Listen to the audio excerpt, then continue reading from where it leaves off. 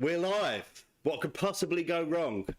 Uh, First off, I got to say thank you so much to you guys. You've been really patient.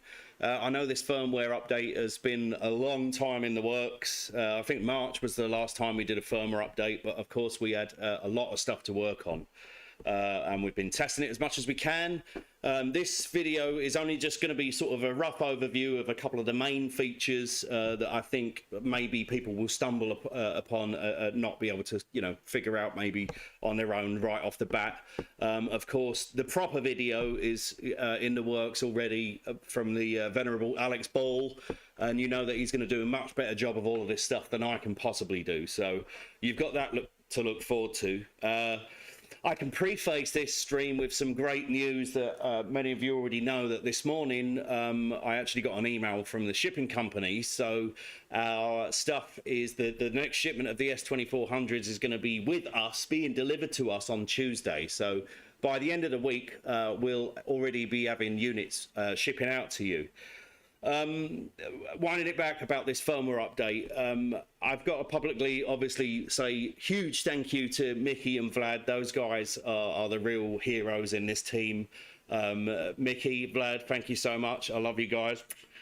You've been doing some stellar work. You've been really patient, and moreover, not only have we just been working on the core features that the S2400 was bringing, but Mickey's also managed somehow, I don't know how he's managed to do it, but to keep a hand in the forum and look at people's feature requests and suggestions, and he's already implemented so many of those. So you guys have done really good. And of course we've got Rob here controlling the cameras. He's been doing a great job of taking care of you guys on support and stuff, and waking me up in the morning and all that kind of stuff. So what I'm going to go through in this video is mainly two of the biggest features, and obviously that is USB audio and Midi implementation. Now, Midi implementation has been done on multiple different levels.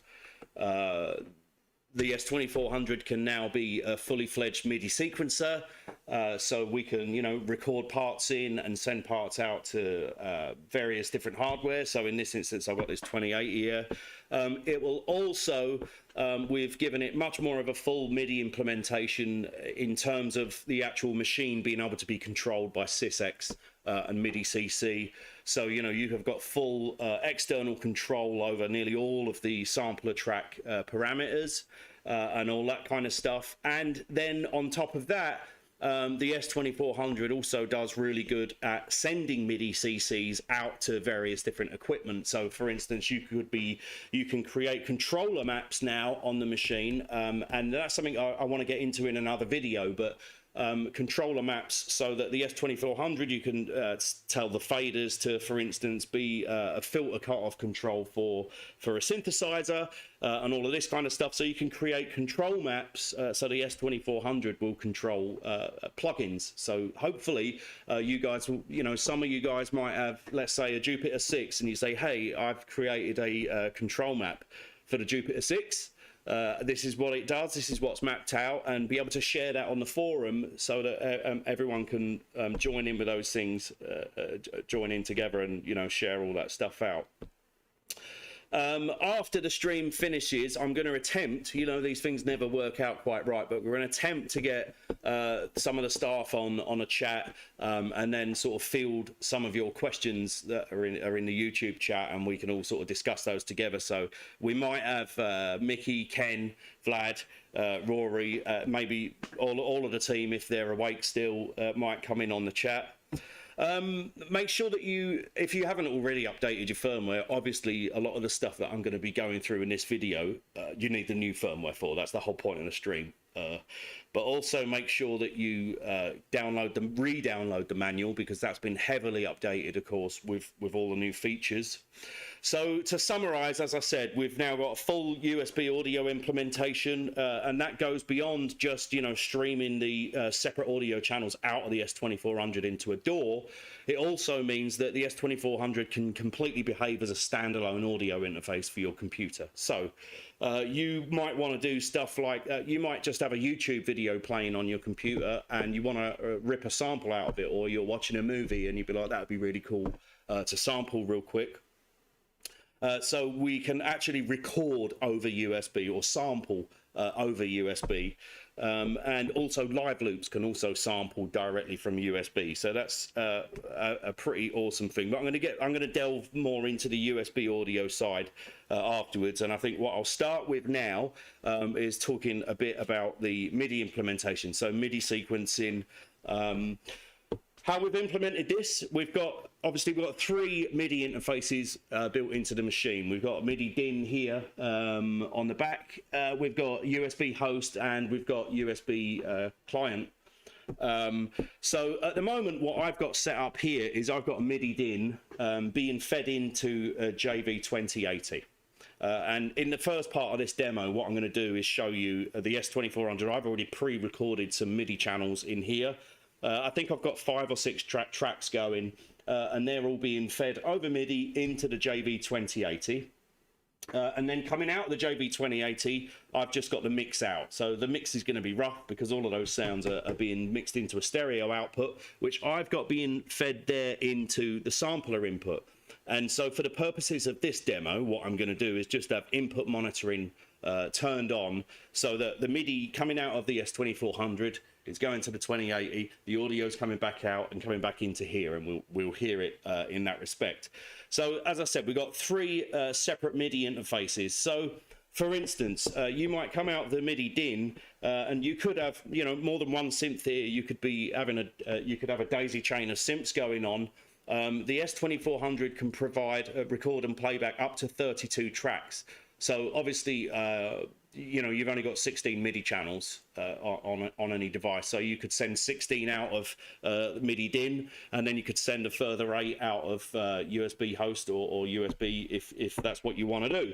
So 32 tracks should be more than enough for your MIDI sequencing. So I think what I'm going to start off is I've got this pre-recorded thing here, which you should be able to hear, hopefully. If you can hear it, you can let us know in the chat that you can hear it.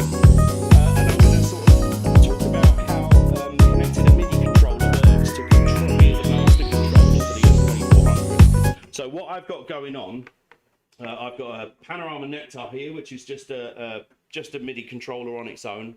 USB going into USB host. So the S2400, if you've got an external MIDI controller that's USB only, a lot of those little ones are, that are MIDI USB class compliant, the S2400 will enumerate that for you. So you don't have to use MIDI DIN plugs. So for instance, first off, what I'm going to do is I'm going to go through these menus on the machine. So if we go into our sync settings, we've got control settings now in the menu, and what this enables you to do is kind of set up your master controller.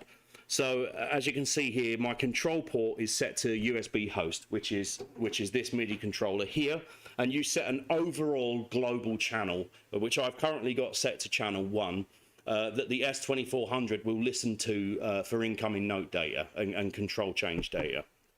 If I come out of there now, I'm in my MIDI bank E, and you can, if I turn this up, you'll hear these are all my separate MIDI tracks that are firing off out to the JV2080 here. Now, when I want to play these tracks, obviously that's not playing anything at the moment. I give focus of the MIDI input to the specific track that I want to control. So for instance, on this pad here, I've got a little bass patch set up. So I'll press the A button on that track, and now MIDI focus is given to that track. So I can go ahead and start recording in parts. Now, if I wanted to control multiple different synths at the same time, you can just press Shift and press the A button on as many tracks as you want the MIDI input focus to play at once. So that's now playing all of those tracks at once. So you see the pads flashing, saying that they're getting MIDI note data incoming. So what do I need to go through with this? What I'll do is, we've got that playing. Oh, that's something I want to show you. Obviously, we've got undo now. I can't go too in depth because I haven't rehearsed undo and redo functionality as much as I should have. So we've got this playing. I'm going to solo that MIDI part. So if I erase that track now, erase the track, yes, it's disappeared. Okay, we've got no more bass there left. I didn't want to do that, I just really messed up and I shouldn't have deleted that track. Press and hold copy, press the back button, and our undo point will go back. So we've got one level of undo. They might change in the future, but for now, you've got undo. We're fixing your mistakes for you, okay? So what you can do with that also is set manual undo points to come back to a certain point. Essentially what that's doing is it's creating shadow copies of the pattern further into memory that are obviously out of your sight. So as those undo points are created or changed, it's making changes to a shadow, backing up what you had previously, copying that off to a pattern out of sight, and then if you undo that, it brings it back again. So that's that. What I'm going to do is I'm going to erase that bass patch and attempt to play something in. So I'm going to set focus to that bass patch.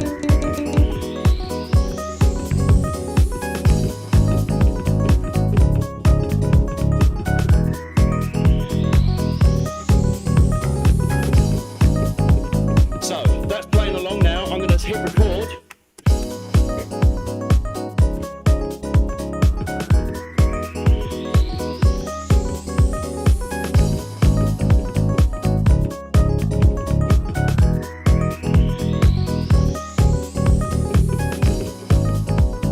And that's looped back round in the pattern. And of course you've got full mixer control over all those channels. Again, we're on the Midi bank at the moment. And what these faders are currently set to, if we go in and take a look, for Midi track settings, we can change all ports to be the same, or select specifically where you want the input to come from, or you can send the output of this track out to Midi DIN, USB-B or USB host. Again, change the color and stuff like that, like you already can do in sampler tracks. But specifically, we've got our pad set to pitch mode, and looking at whatever the track is set above that. Now, if we scroll down to A and B button, you're able to change those to be specific MIDI CC. So you might have a switch going on your synth that you want to press that, and it sends a control message. Obviously, also the mute buttons and the solo buttons can be changed. Then also the fader. So we've currently got, by default, when you open up your MIDI banks, the fader is going to be set to CC number 7. And so what that does is sends channel volume, a MIDI CC channel volume message to your synth. So if I back out of that, again, also the top knob and the bottom knob can also be changed. You can change it to any CC you like, but it defaults to what most MIDI devices listen to for cutoff and filter cutoff and resonance values, which is 71 and 74. However, some synths, even synths from people that invented the MIDI spec, don't honour those CC numbers. So again, you can change those to whatever you want, just to look after what synth you're playing. So you can see here, yeah, these are sending MIDI CC data for channel volume currently to this synth.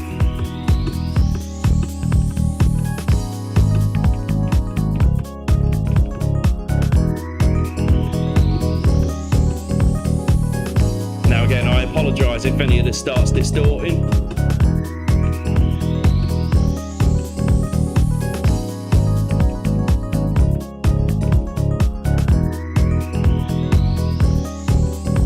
So moving on from there, just going through my notes, been through sync settings. We've explained what MIDI input does and how that works. Give you a real brief rundown of how the undo works. Deleted it and we re-recorded the part, spoke about this. So obviously something else that I want to do before we move on to USB audio is explain a method that I've been using to be able to make projects portable. And the reason for that is obviously, okay, so we're in the studio and we're connected to this JV2080. But if we want to go somewhere else and play that performance back, obviously we need to take the 2080 with us obviously, because that's there. So a method that can kind of work well in that instance is to sit there, and this is again why I've got this connected up to the analog input, is so that we can record live loops. So I'm going to go through that process and show you how it's done. But here's something I made earlier. I'm going to load up a different project that I've got to give a massive shout out to James Wiltshire. Some of you might know him as one half of the Freemasons, an English house outfit, back from the Funky House days. Big fan of his. He runs a really, really great company called F9 Audio, and they provide a lot of sample content and Ableton Live and Logic kind of templates and stuff like that. Their stuff is really, really good. The guy's got, you know, 20 odd, 30 odd years of experience in the studio, amazing studio, and all that content that he provides is really second to none. And he's been very kind to donate some of that stuff for me to use in a video, because we only announced this video a few days ago, and there's no way that I had time to actually properly prepare and create something that sounded banging for you. So what I'm going to do is I'm going to load that project up, which is already done, and I'm going to delete a couple of the live loops out of it to show you the process. Now, the levels might be quite different here, so I need to turn this 2080 onto the patch that I previously created, and look at that. I've lost the performance that was made on the 2080. Isn't that great? That would take me forever now to sort of set all those patches up. Luckily, I pre-recorded the live loops. So what I was going to demonstrate, that's somewhat there. They were completely different patches. I don't know what happened. The patch didn't save. Crap. Yeah, because that sounds awful. Okay, so I've got the project loaded up anyway. In this project, I've got drum tracks going on, and I've got live loops, and there were MIDI tracks. And the MIDI tracks, what they were doing, again, were feeding the 2080 with voices, patches that I had set up, which are now no longer there as soon as we went live. FML, seriously. But what I previously did was record those in and recorded them into live loops. So let's just have a quick look around this project. I'm going to have to mute out these MIDI parts because they're obviously screeching and sounding horrible. How's that level coming out of the S2400 into the into that? Is that okay? So if I go to the live loop bank, again, I'd re-recorded, resampled the MIDI output into these live loops. So, for instance, that was how it sounded on one track. This was another.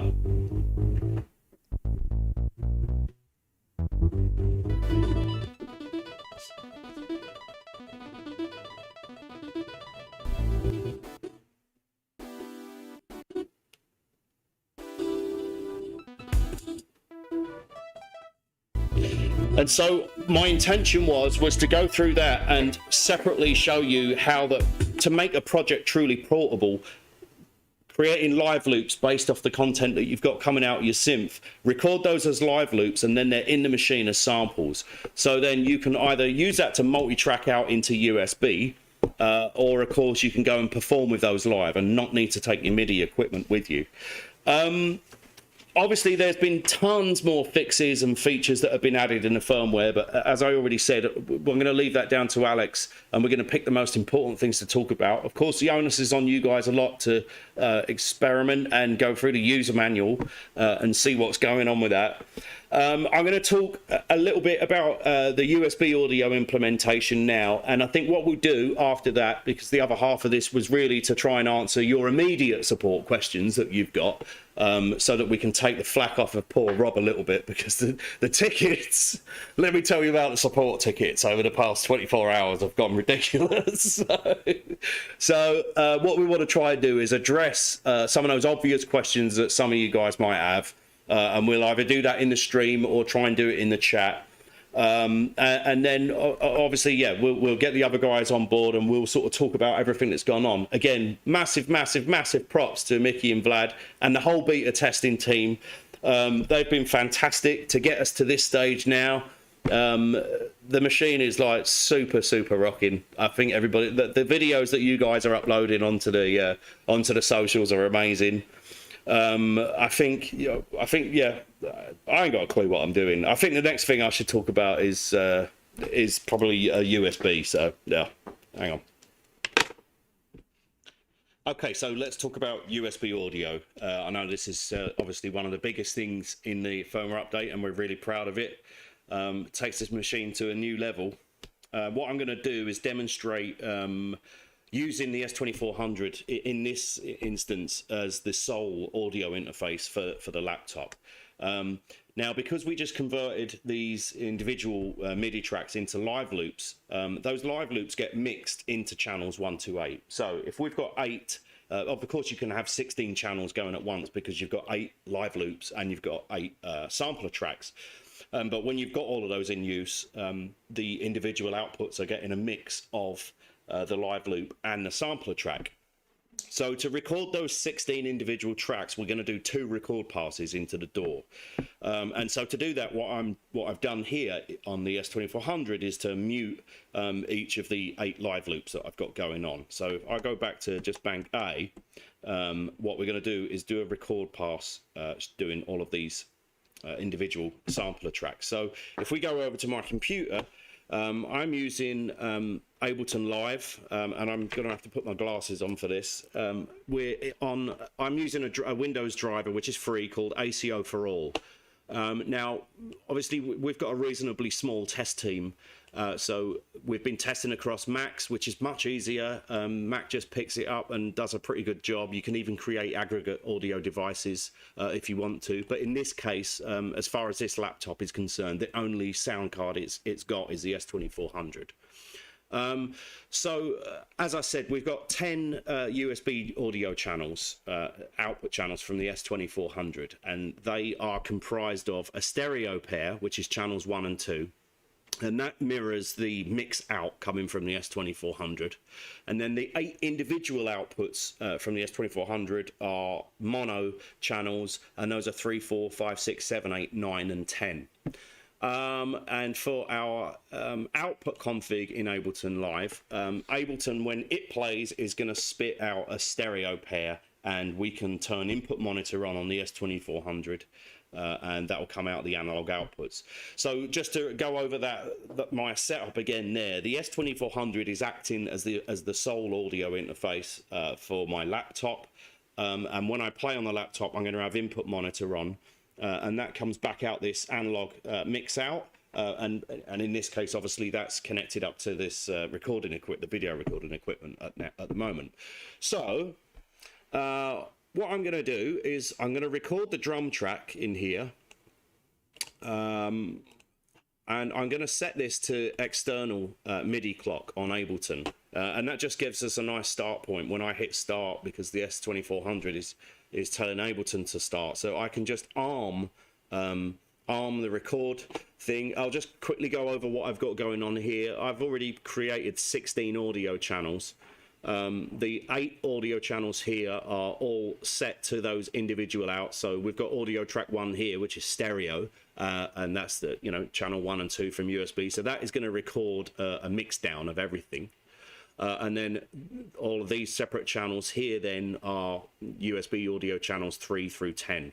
And what I've got here is I've control clicked on the arm buttons for all of these channels. So it's going to record multi-channel audio as soon as it gets that sync signal to start. So here we go. I'm going to press start, and I'm just going to record a few maybe 16 bars of this.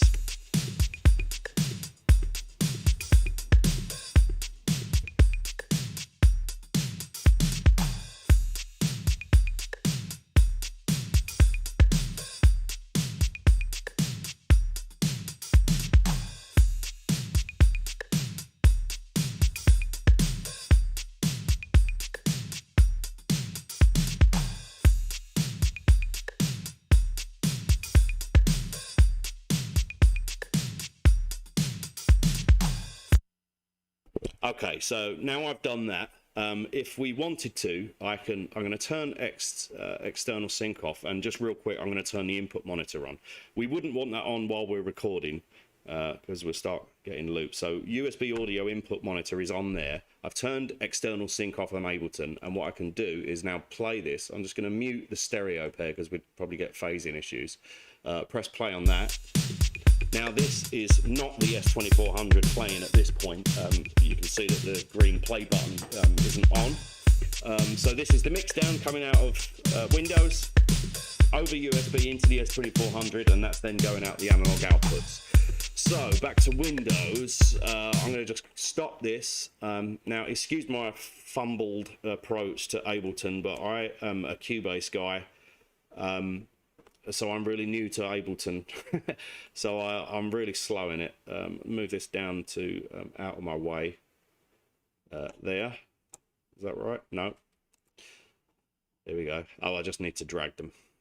Yeah, the latest versions of Cubase, they changed the look of it so much. It's like using a new piece of software, and I'm like a fish out of water with it. Let's get that out of my way. Come on, move. Right, okay. So they're all out of the way, and I'm just going to turn these off real quick. You're probably screaming at the screen right now that there's a much faster way to do this, but I don't care. So yeah, they're all muted, and now what we're going to do again is just do another pass over. I'm going to turn that external sync on. That's going to be, yeah, that's going to be right. So I'm going to turn the USB audio input off on the S2400, and now I'm going to mute all of those sampler tracks, the drum tracks that we just recorded, and I'm going to go to my live loops, and I'm going to unmute these. External is set up on Ableton. I'm going to arm record, and we should be good to go. So I'm going to press play again. Let's try it.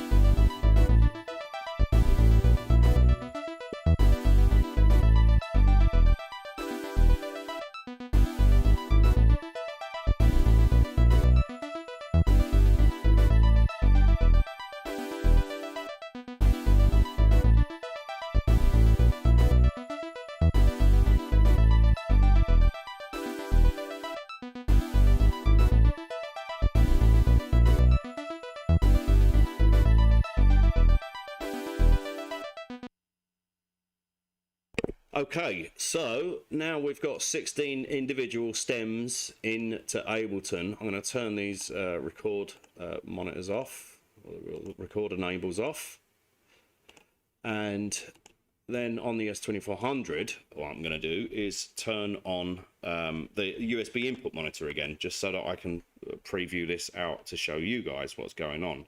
USB audio input is on, so if I hit play on this, turn external sync off, we're going to get those tracks that we just recorded. Now, some of those are the mix downs. Obviously, we don't want to hear those. So, yes, I've already turned that one off. And 10, that should be on. I've got my numbers mixed up here. That should be on. This one is obviously the mix channel, which we don't want on. And so then I can go down and I'm going to turn all these drum tracks back on. And just like that, we have recorded all individual 16 track stems out of the S2400. So if I hit play now,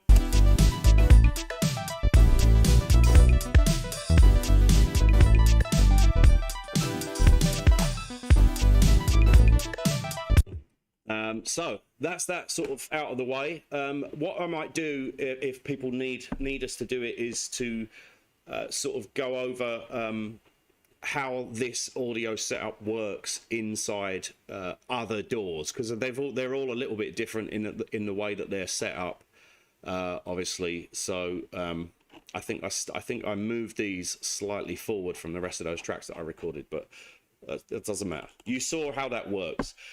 So yeah, obviously once you've got that going on, you're then free to start working in the DAW. Now, what you could also do in this, using this method, is you taking your 8 audio output tracks from the S2400 into Ableton.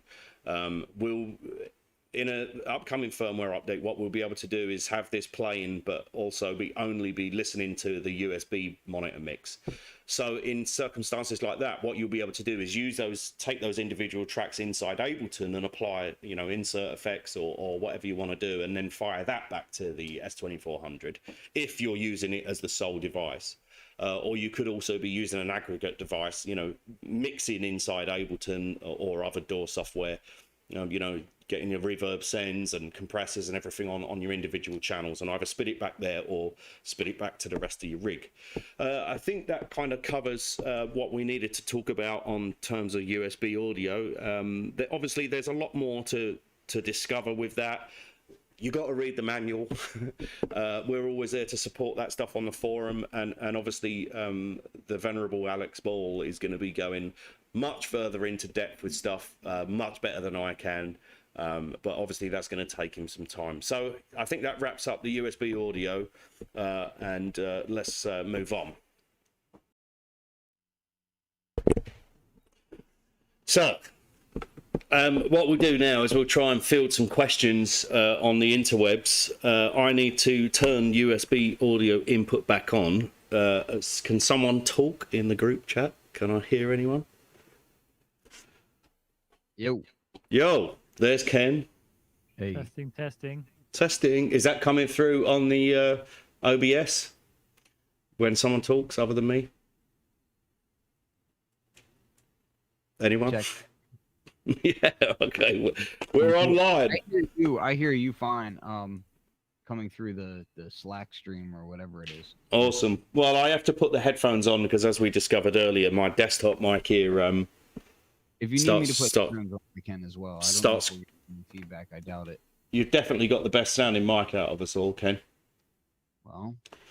So yeah, of course, I was extremely nervous doing that, so I ran through everything far too quickly. But as I already sort of used the excuse of Alex Bowl being the best at doing this stuff, way better than any of us could ever hope to be, I know that he's going to go through, you know, all of those features in much more depth.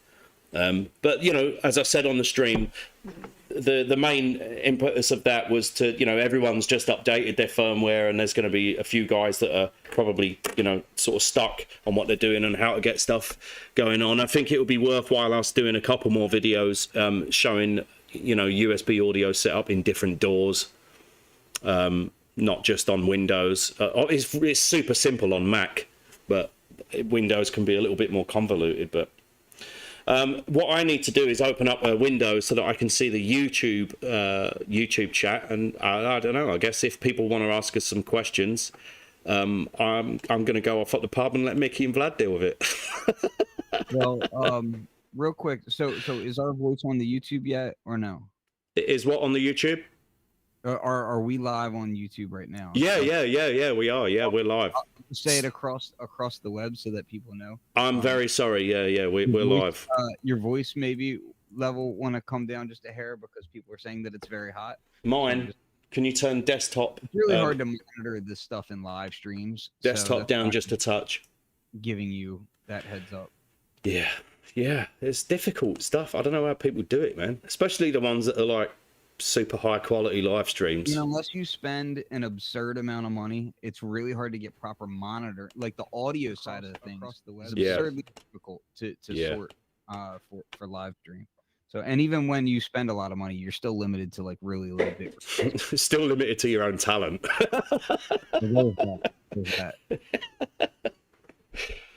So yeah, Mickey, come on, you wanna Mickey and Vlad, come on, you guys, you're the heroes in this story. Well, thanks. Do you want to tell us a little bit about, you know, how we got there? How, you know? No. I thought this was Q&A. Give me a question. yeah, Q&A. Well, one of us, or we all, I guess. This is the first time I've just looked at the chat. Oh my God, we had 170 people watching. So yeah, I mean, if there's questions, let's try and answer them. I'm just sort of scanning through that question list now and seeing what there is. Ken's usually on the ball with this stuff, but I don't know what he's doing. No, I'm not doing anything. I'm just I'm here purely for good looks. That's why I'm not on camera. There's a good question here. What features can we expect in the future? Oh, don't. You can't put us on that, Rory, because I start promising stuff, right? And then Vlad gets super upset at me. Then Mickey gets super upset at me. And They don't, and then 2 weeks later they've implemented it anyway. So we can't promise anything then. Well, yeah, I would say we are pretty much at the point where all of the features that we have promised in the past are now implemented. Yeah, they are for the most part. A lot of them are promised. There was a cool feature that's not quite come into the USB audio monitoring, which is something actually I found would have been useful today when I was messing around with this, and that's sort of being able to have the S2400 playing, streaming its audio over USB to a machine, the machine sending its 2-channel mix down back to the S2400 to come out the monitor, but the S2400 not playing, not playing directly out. And I think you implemented that, but it's not in the. Well, yeah, we just got that request from Ken. From Ken, yeah, and Vlad implemented that the day before the release, so it's in the audio engine. I just need to do the UI for it. And so we can give you that one. That's coming. For the viewers that are kind of listening to that, going, well, what's the ramifications of that? There was what I touched on in the video is that, for instance, if you are connected to a DAW or even an external sort of USB compliant audio mixer with send effects and stuff like that, you can start using your DAW to apply insert effects and sends, and then send that back to the S2400 for its monitor outputs if you're using the S2400 as the sole sort of audio source. So it kind of allows you, that's a method for getting digital effects and stuff going on your stems. So we do have a question in here about the sample rate of USB audio, and I think that should be kind of covered. I'll let Vlad. Really, I feel like Vlad should handle that. Yeah. Yeah. Vlad doesn't know how to work audio on these streams. He's got his microphone muted at the moment. He's probably chatting away. And Vlad, you there? He might have fallen asleep. Can you hear me? Does this work? Yes. Yes, we hear you good now. Okay, so what was the question? The question from the chat room is about sample rates and what sample rates are supported with USB audio, and I figured I'd let you kind of field that one. So right now the sample rate supported is 48 kilohertz because that's the internal rate of the S2400. So in other words, people, that's basically like when you sample 3.4, you go direct to the DAC. And with the USB audio, that's basically what's going on. Is that correct, Vlad?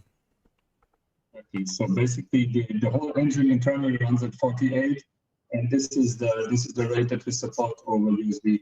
Because otherwise we would have to resample everything going in and out to the PC. We want to do that. You guys all follow that? We got a little bit of feedback there. I don't know whose speakers we were picking up on that, but yeah. So let me just field some of these chat questions here as well.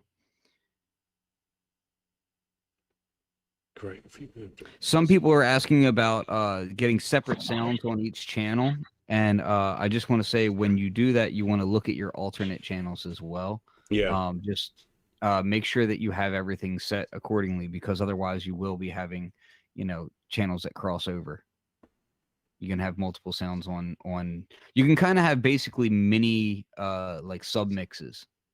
Yeah. Yeah, and setting choke groups up and things like that is kind of an art unto itself. The old school guys are, got that down years ago, so they're naturals with it. But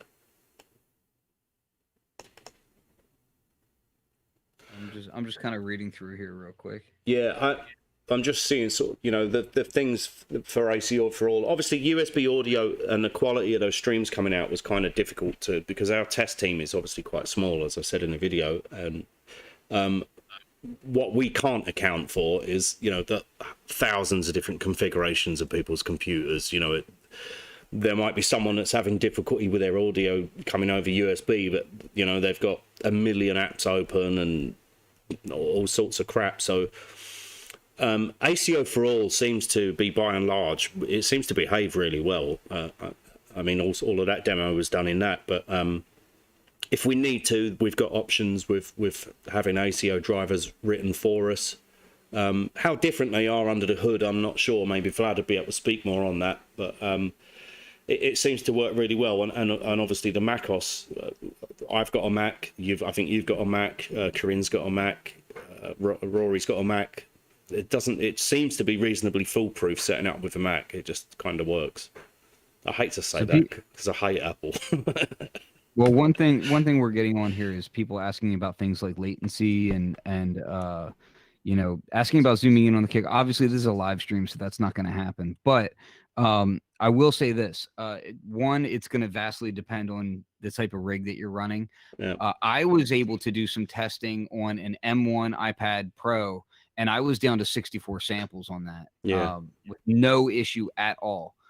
Now, granted, there's a extremely wide array of different setups out there in the world. You know, so depending on what you're running, if you're trying to do aggregate devices, if you're on Windows, if you're on PC, if you're on an M1, if you're on this, that, whatever, that stuff's obviously going to vary depending on what your setup and what you're running inside of that setup.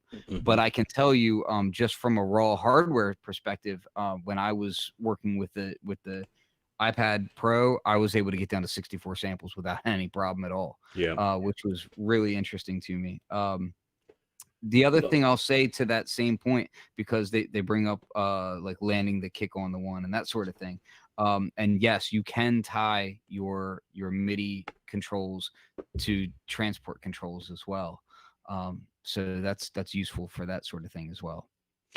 There's in terms of the latency thing as well, and Vlad might correct me here, but I think internally the S2400 deals with, was it 192 samples, Vlad, which Mickey explained the equation there it equates to 4 milliseconds internal latency.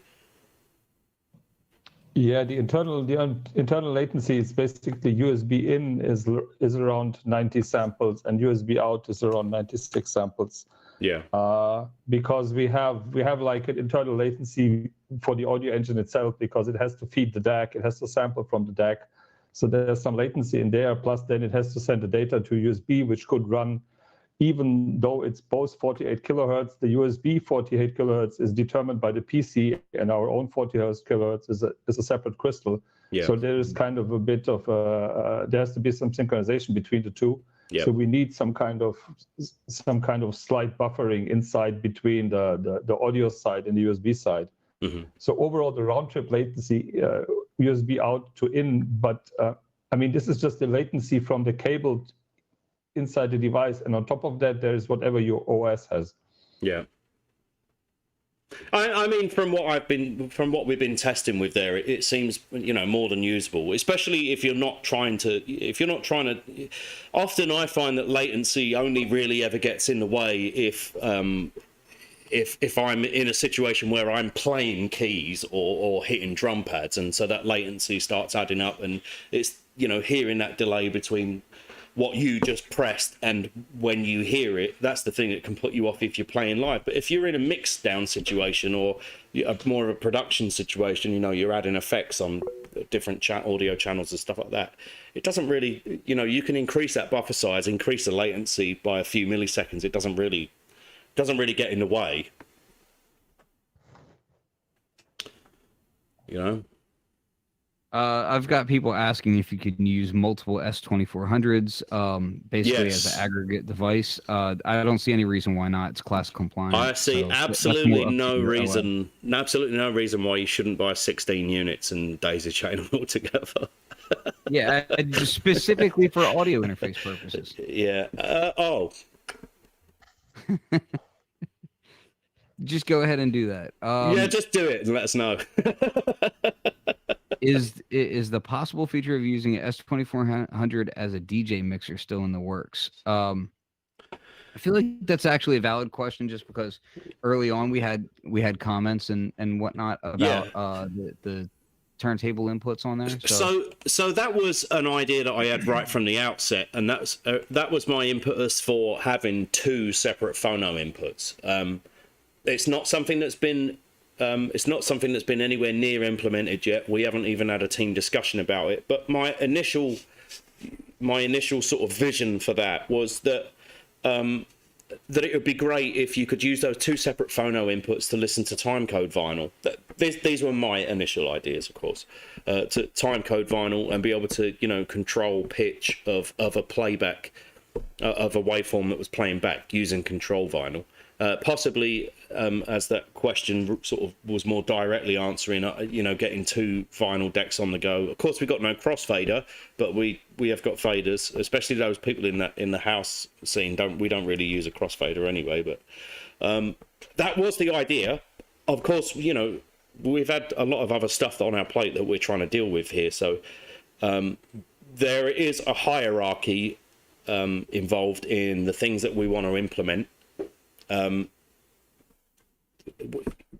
Rest assured that if we can do it and people are going to want it, if we can do it, we're going to try. So yeah. Here's a question on here that I think just bears answering to further understand how the USB works. So there was a question. Venus Iron Sky says, does the S2400 host support any class compliant USB MIDI IO interface, including something like an 8x8 IO? Go on, Mickey. Repeat that question. You were asking about the USB host port? Yeah, it says, does the S2400 USB host support any class compliant USB MIDI IO interface, including something like an 8x8 IO? So like the Motu MIDI interfaces, basically expanding the USB MIDI capability. The 8x8 combines multiple MIDI jacks into one. Yeah, yeah, it will do that for sure. It'll take whatever you give it. So if you've got some external piece of hardware that's doing a MIDI merge of 8 different controllers, it'll all come through the 2400 as a single input stream, and it'll get handled. Now I feel like I should chime in on this and kind of add about let's define how USB hubs and working with separate devices in that way. No. That's yeah, we've answered that question a lot. It does, the processor that we have just will not do USB hubs. Yeah. I just felt like it's good to clarify that. And also to suffix that also is that a lot of these multi MIDI IO devices aren't class compliant. I don't think most of them aren't. In fact, the ones that I've come across anyway, if we take, for instance, like the Motu MIDI timepiece, the Motu Express 128, those things are great. They've got like 8 MIDI outputs, 8 MIDI inputs, but they're not class compliant. They're proprietary drivers that you have to install. So that's not something that we can, you know, tend to... this goes to Mickey also. They're asking, has anything changed as far as the pad, dynamic pads? There was a question on here. It says, has velocity sensitivity algorithm for the pads been tweaked? Yes. Short answer. It will continue to be tweaked. We're still working on that. There's certainly been improvements, and you'll notice that. In fact, some people that had their the pad threshold set high, they're like, my pads don't work anymore. That's because the threshold now works better. So that control is much improved.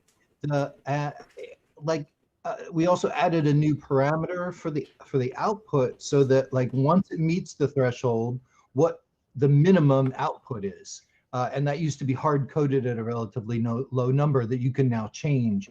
So that's an improvement as well. And there's improvements in the algorithms. All in all, actually a lot of work has been done, but I think the consensus is that that we can do more. OJ Miles has a good question here. It says, will the RCA phono record into the USB stream, or do you need to sample it to the S2400 first? Yes, we can. You can already do that. I just didn't cover it in the video. Yeah. Right? Yeah, it's in the input monitor settings. I think that's what you're talking about. Yeah, let me Basically, to pass through the USB, the RCA audio through to the USB stream is what I think is being asked. Yes. Oh, yeah. Input monitor. That, like, if you're monitoring an analog jack, like the RCA, you can pass that through to the USB. Absolutely. Yeah, and that's my bad. I should have rehearsed more and been able to show that off in the video, but I didn't because I'm useless. We have a question in here about the sequencer. We didn't introduce Vlad's twin brother. That's oh, is he here? Oh, wow. I didn't think he'd be here. I usually got to feed him more liquor to get him here. One of them seems to have a better haircut than the other, don't they? That's right. One of them has a more flattering angle. You're on the stream twice, Vlad, which is great. Multicam angle. I like it. But neither one can hear us. That was on the PC. I don't have a microphone on the PC, so I need to get the phone to have the sound. That's all right. This is the one with the shit angle. Oh, take the other one, please. This one's the better one. Okay. You're both beautiful in equal measure. Yeah. We've got here as well. That's not really saying much. Look at that studio. And I just want to touch in, Brad. I just want to touch on the questions real quick. I just want to say I'm trying to stick to questions that are more related to this actual update. There are a lot of questions about future things, like being able to port S1200, SP1200 files to the 2400, sort of thing. I'll stop you there. I'm actually just sending a package off to Mickey, an electronics package that's we've already made some headway on that. It's just not up there in the hierarchy of things to do. But Mickey already demonstrated to me that we can open the disk format. We know exactly where the sample content lies within that disk format, and we've been able to extract it. So in terms of getting just the sample content off of original disks, in conjunction with the hardware that I've been experimenting with here, it's not that difficult. It just involves work. Now, obviously, the follow-on from that would be amazing is being also to able to extract the sequence data, which is much more difficult. And what that really boils down to is, yeah, it's really great if we can do that. At the minimum, we'll probably be able to do extracting the sample content, but it really boils down to the amount of hours that we have to put into something that maybe not really that many people are interested in, you know? So, to directly answer that question, we've done some work on it and discovered, you know, on a periphery level, what it is that we can probably do. I hope that answers that a little bit. Yeah, I mean, more than I would expect to answer it, because like I was just saying, I was trying to keep it to this stuff. No, this is supposed to be an AMA, so, you know, if we can answer it, we'll answer it. It doesn't have to specifically be about this firmware. And also that's an R&D project. I'm not going to put that down as a promise. Exactly. It's not a promise. Yeah, by no. Yeah, it's a kudos thing, right? Yeah. So, Mickey, they're asking about the sequencer, and I love bringing sequencer questions to you because you wrote it, and it's always like fun to dig into that stuff deeper. So how possible is it to have per pattern time signature and per pattern step length so that we can do full-on polyrhythms and polymeters? This is for the people who like to collect this independently. Yes. Well, you can already do that independently, but it's manual. Yeah, you can. If you're a hand drummer, you're used to, or a pad drummer, you know, and you're used to doing that, then you absolutely can. So the thing is, the UI for that is pretty darn tricky because it's not a step sequencer. When you've got a machine that has 16 buttons that you turn on and off, you can, you know, it's a lot simpler for an interface to say, that this is 11 steps and it's going to repeat. But what you really have with the 2400 is, it's a recorder. So it Shut up, Brad. Extra audio creeping in. Yeah, so it is a little bit more difficult, and to be honest, the biggest hurdle is the UI. It's designing it, how it should look and feel.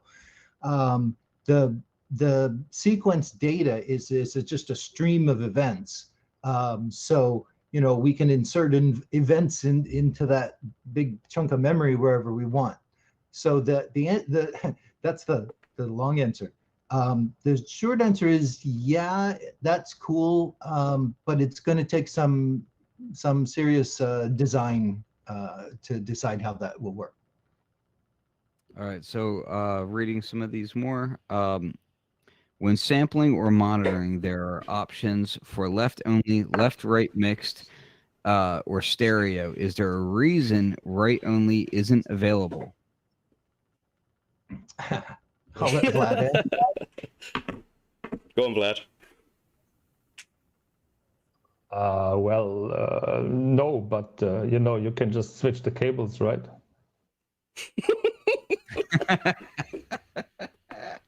Boom! Goes the dynamite. Okay, so this is actually another kind of sidebar question is people were asking about processing USB audio through the 12-bit engine.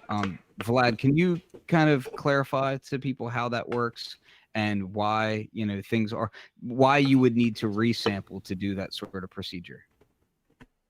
Because the 12-bit engine is not, when we speak about the 12-bit engine, we mean what we have done to recreate the original SP1200 sound. And that means basically recording in a special way, then storing only 12-bit samples, and then playing them back to that broken or old school pitch shifting algorithm, and then sending it out through the DA converter with a special filters that the original had. And all this together gives the 12-bit SP1200 sound. Just reducing the samples to 12-bit, you can do in Ableton with a plugin, I guess. So you don't need the S2400 for that. So I don't see really the point of just sending USB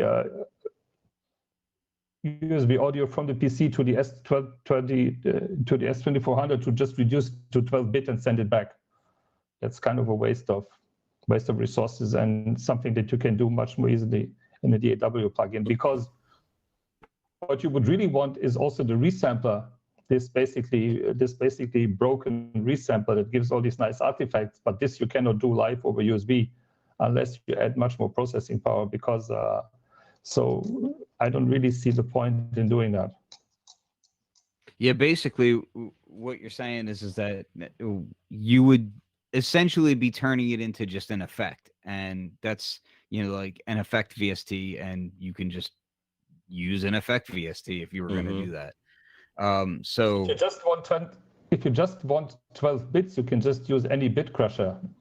So but I think when people ask for the 12-bit thingy, they don't mean just the 12-bit, because you really need to have in order to even hear 12-bit, it's not so easy to just hear a reduction of 16 to 12-bit. What people mean with 12-bit is the OG original sound that's much more than just losing 4 bits. Mm-hmm. Absolutely. Yeah. Absolutely. So that will probably be a never-ending debate on the internet on just exactly what that is, especially for people that don't really know. It's just going to be one of those myths that goes on forever. So you just got to live with that one. And I don't want to dive too deep into that, because then it's going to be one of those things where people are just arguing over Save the that for gearspace.com. Yeah. Can I dive in there quickly? It's probably important to say, isn't it, that you can sample via USB and then use the resample feature to get that old school 12-bit filtered sound. Yep. And then throw it back to your computer. Can you tell us a little bit more? It's an offline process. just to hear more from you, can you tell us a little bit more about how you've been using that and the sound that it imparts? Well, I guess it imparts exactly what you think it will.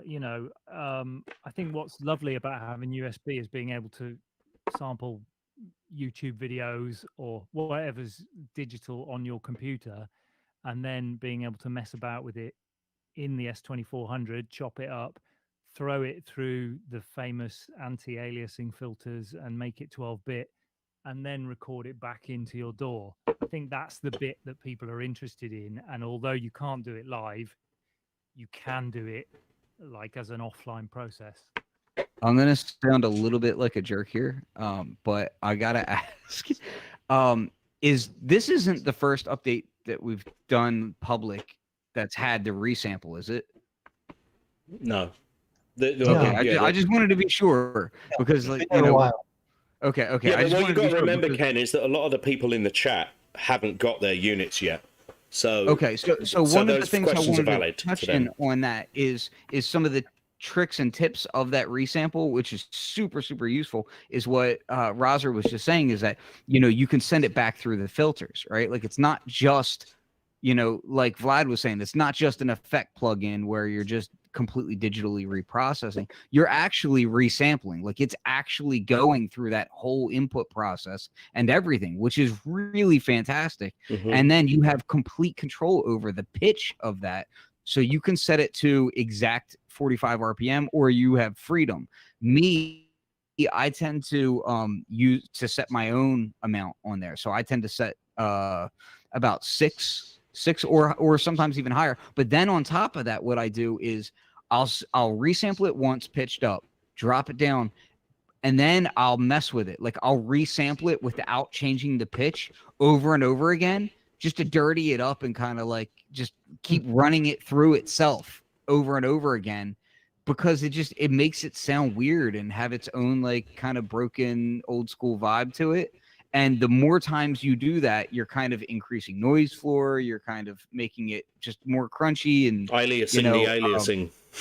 Yeah, you're just abusing it, and it's so good. Like, I love doing that. So I myself have been using that a ton lately, where I just kind of resample, and then I'll resample again, and then just for the hell of it, I'll resample like 4 times and then listen to it. And you'll get just some weird, cool stuff out of it that's super useful. So when you're talking about like USB audio and going 12-bit or whatever, you're just trying to get that crunch, that old school flavor. In my opinion, there's just better ways of doing it with the S2400. Like, you can really get like the actual character of the machine and change the character of the machine a bit to make it even more grungy, which is kind of like, I see certain plugins get discussed and certain software emulations and that sort of thing get discussed, and to my ears, like, a lot of those sound like just drop sampling and, like, just very, very basic, and there's nothing wrong with that, because they're just doing whatever. But if you're just doing the raw basics of it, which is just drop sampling and lower sample rate, that sort of thing, you get this one type of sound. But then when you add in the anti-aliasing filter, the actual analog anti-aliasing filter, and you add in like all these other little bits and bobbles to it, like the noise floor, that sort of thing, that's when you get the real character of it that's not so easily emulated in a plugin.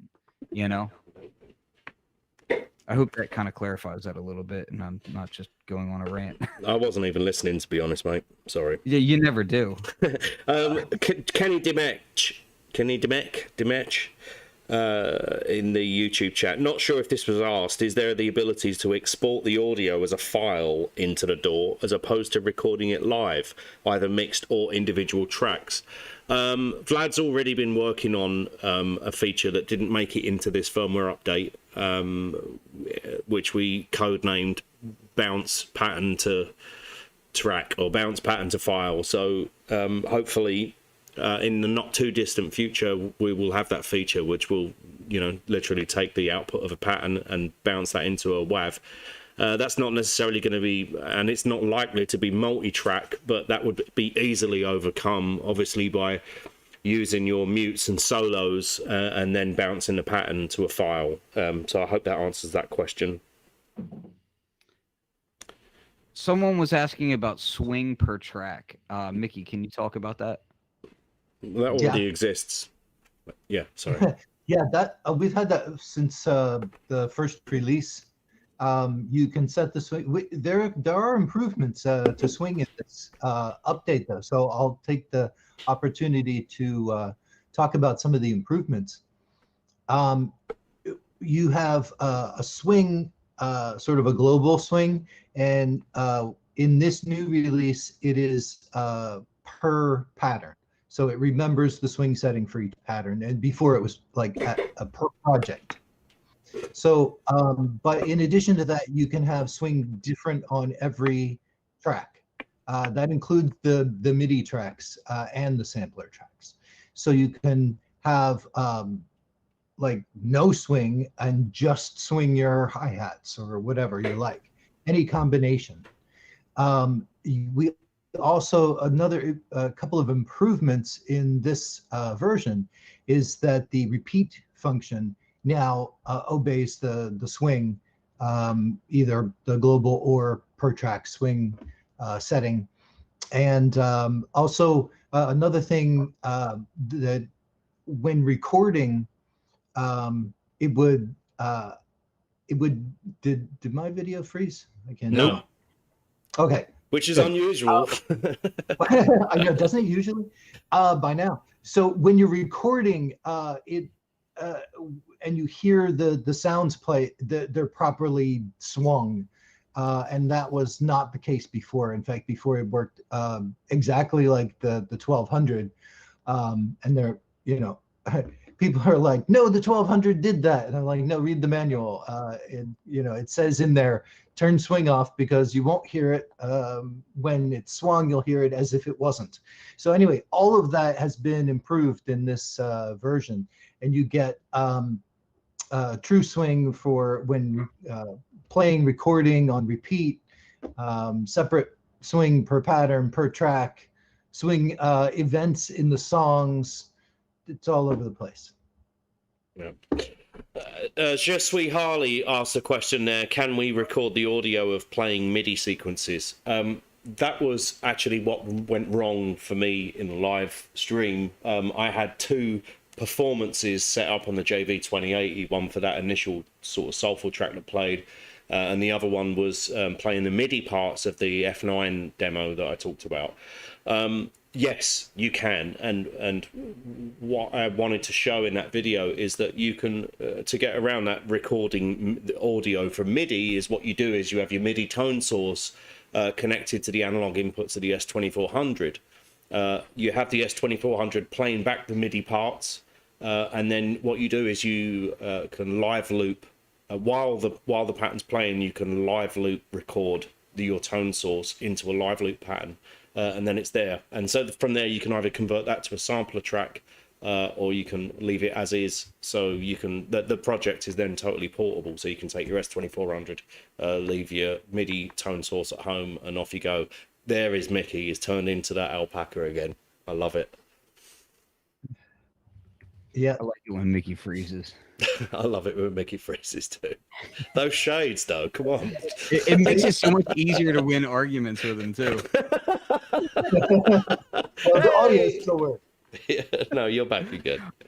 We did have a question that I wanted to get to, because we had like 2 or 3 people asking about polyphony. I guess this would go mostly to Mickey about explaining how polyphony works and whether or not that would ever be increased is the question, I guess. Yeah, I think you mean sampler tracks, and that's more a question for Vlad than it is Mickey. Okay. Yeah, that's an audio engine issue. Take it away, Vlad. Well, yes and no, and maybe. So you already have 16 channels of polyphony, because you can have 8 stereo tracks. You also have 8 live loopers, which is already 24 audio things playing at the same time. So you can now argue that, of course, stereo is not the same as 2 individual channels. This is true, yes and no, but still it's data needs to be moved. So we're basically already at 24 channels of audio that are playing at the same time. Going from 8 to 16, maybe not. We will see. It's too early to say. In the basically, it's a bit like we're still, of course, the thing is on the market for a while now, but we're still doing new features, and so it's still too early to say if we've maxed out the CPU yet or not. Yeah. And of course, also, if we do go that route, then there's going to be there's going to be very likely no DSP effects, which we've already sort of said we would give hierarchy to more polyphony than we would any DSP effects. And obviously in the pipeline there, when we've actually got some time to sit there and properly think it out, to have a daughter board module for taking off the CPU load for pulling off things like DSP effects and stuff, reverbs and delays or any of that stuff. So yeah, no promises are made on that whatsoever, and we've never said that we're going to do it, but like I said earlier in the stream, we're going to do our best to do what we can. Obviously we want to make the machine as good as it can be, but it also has to be stable, and even now at its face value of where the machine's at now, we're super proud and super happy of it. But if we can increase it, we will. Right? Yep, absolutely.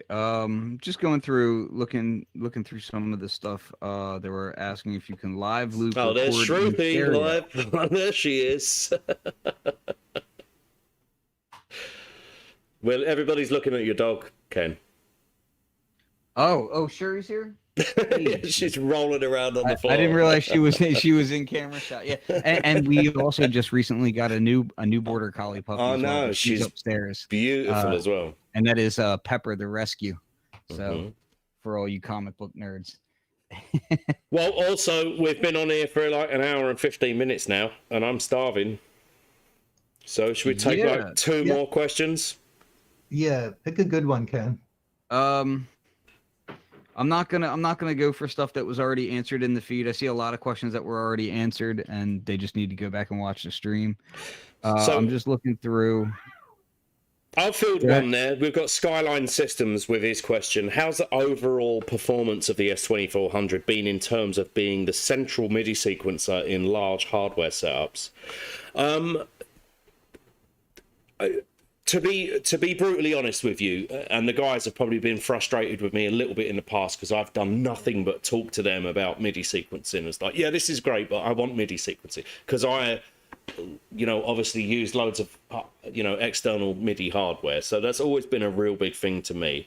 Because it quantizes in as you play, and we've got 32 tracks, aside from getting, super fine on adjustments that you might need to make in the parts that you just recorded, I totally see the S2400 to me as being the centerpiece of the studio for doing my MIDI, recording. So from that aspect, it means a lot to me to not be in the door, and I'm not going to start going on about being doorless and all that stuff, but it's much nicer to feel at home just doing all your MIDI parts on this machine than it is sitting there clicking a mouse all day long. So for me, yes, definitely the machine, especially with the MIDI sequencing and the live looping, has totally become a good candidate for being the centerpiece of the studio rather than being an accompaniment to other stuff that you might be using.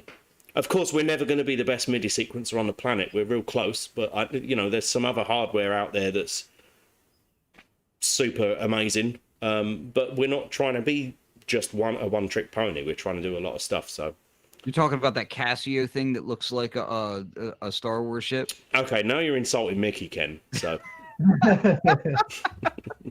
So let me ask real quick, just because we've had this question come up a lot in there. People want to know about time stretching, whether that's a possibility in the future, and what was the other thing? There was one other thing that kind of tied into that. I'll speak a little bit about I'll speak a little bit about time stretching in tandem with Vlad, maybe. Time stretching in and of itself is not a thing that the machine can't do.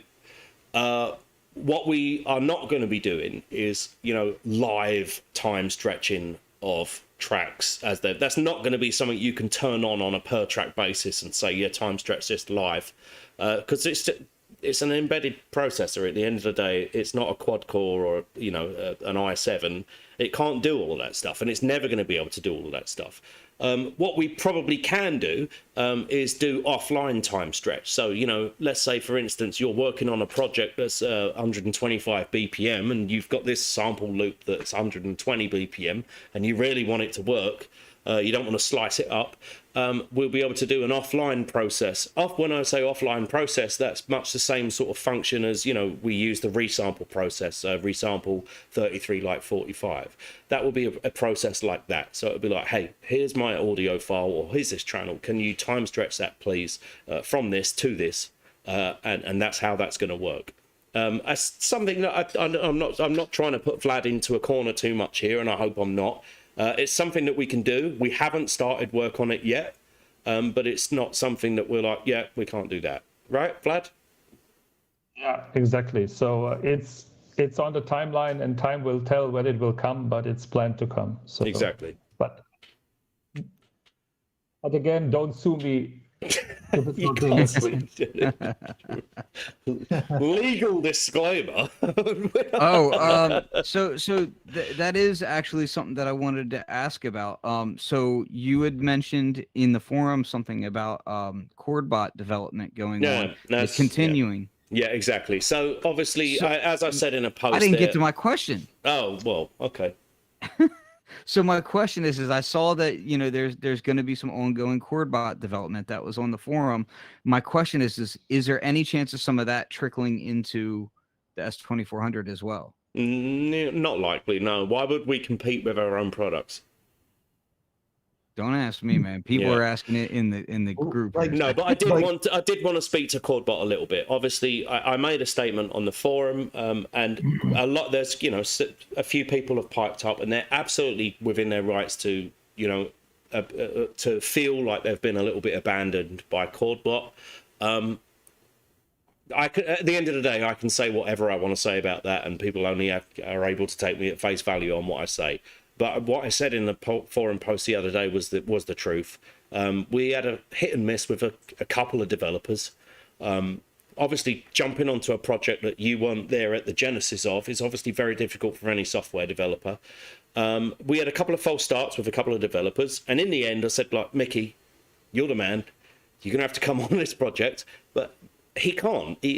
We're looking after the S2400 at the moment, and you can't just switch between projects. You can't say, oh, hey, look, do 8 hours of work on this and then do 8 hours of work on this. And you've forgotten what you started working on by the time you come back to it. So that was never going to work. And as I said, quite honestly, selling 5 or 6 ChordBots a week is not sustainable for this business. It can't feed all the mouths that work here. Myself, Rob, Mickey, Vlad, without, if we didn't do this, we wouldn't be able to continue the company. And so a lot of people are kind of like, hey, why would you go and develop a product while you haven't finished this one, or you've got problems to finish with this one? That's the reason why. So, in a sense, the S2400 is also saving the development of ChordBot. And now that we've got S2400 to a stable state, and if Mickey wants to, or Vlad want to add anything to this, now we've kind of got it to this state, we're going to somewhat slow down feature creep for now.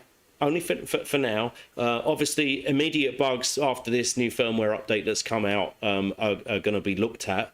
But focus is now going to temporarily, at least, go on to ChordBot so that we can get a fixed firmware released out to the public and get everyone jamming with ChordBots again. Now, to again directly address that question about the functionality of ChordBot being built into the S2400, it doesn't really lend itself to that thing, to that sort of mode of working.